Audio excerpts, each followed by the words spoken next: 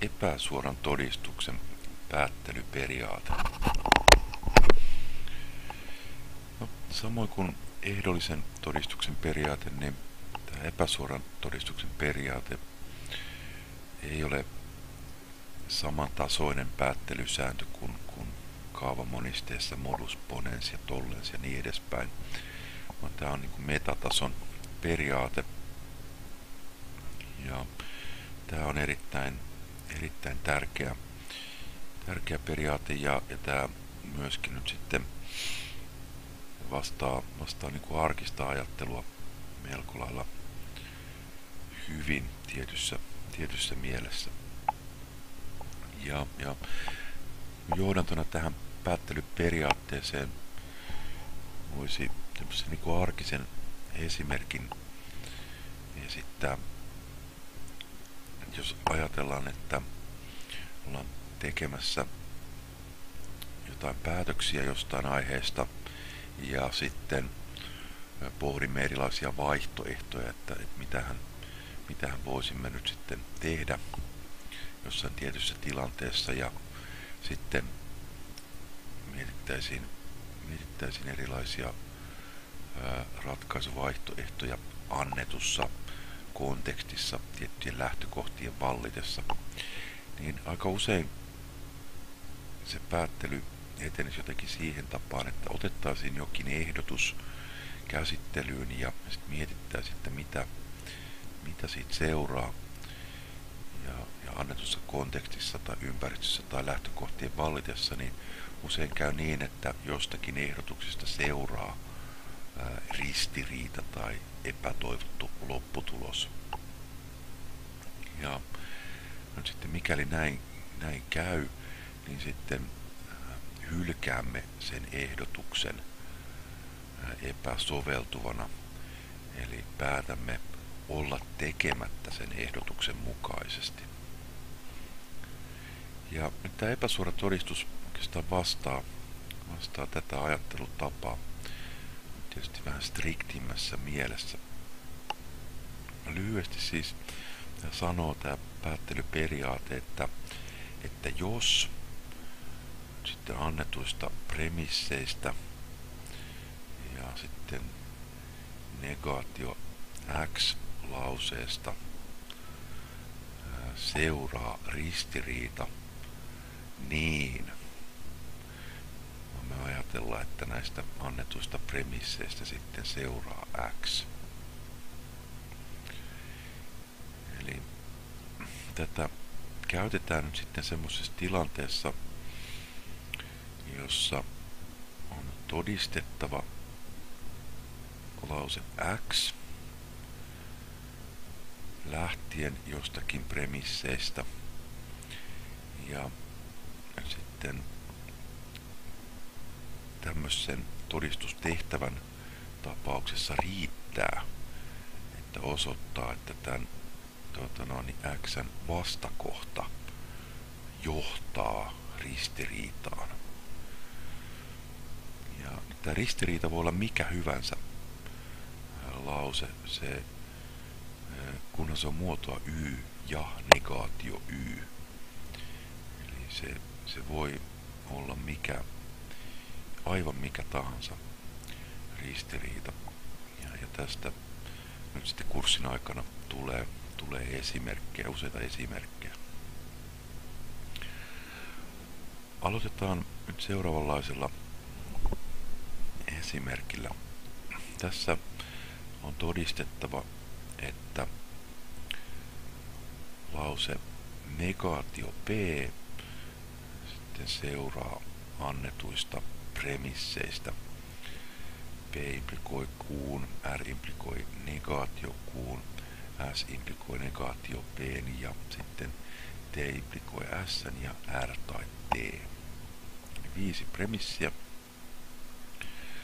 Ja aloitetaan normaalin tapaan, merkitään premissit todistuksen alkuun ja merkitään ne premisseiksi. Ja sitten samaan tapaan kuin ehdollisessa todistuksessa, niin tämä ehdollisen ja epäsuoran todistuksen premissi tehdään, niin siirretään rivinumerointia sitten pykälää oikealle ja niin kauan kun todistus nojaa tähän epäsuoran todistuksen premissiin, niin pidetään rivinumerot vähän erillään, että muistetaan, että tämä on nyt epäsuoraa todistusta. Ja jos todistus jatkuisi sitten tuon tehdyn konkluusion jälkeen, niin sitten näihin ei passaa vedota, koska ne nojaa tähän epäsuoran todistuksen premissiin. Ja epäsuoran todistuksen premissi on aina nyt sen todistettavan tai halutun lauseen vastakohta. Eli kun negaatio P on se, mitä pitäisi todistaa, niin tehdään sen vastakohta premissi tähän aputodistukseen.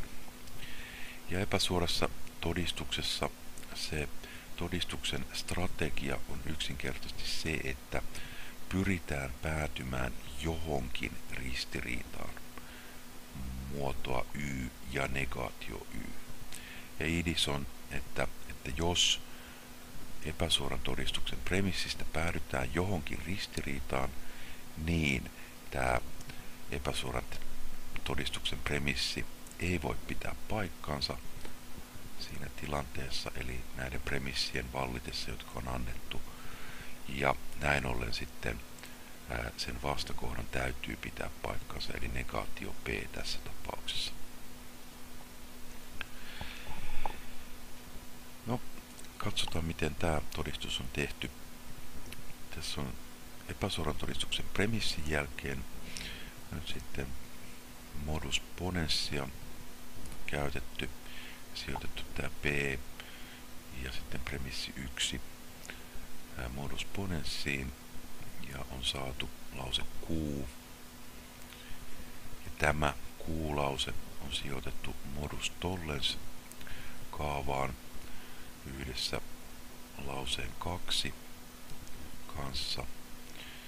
On päätelty negaatio R.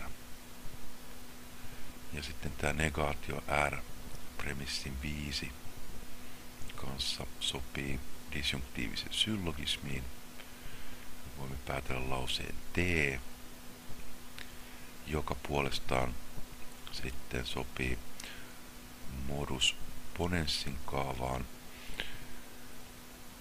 yhdessä lauseen 4 kanssa.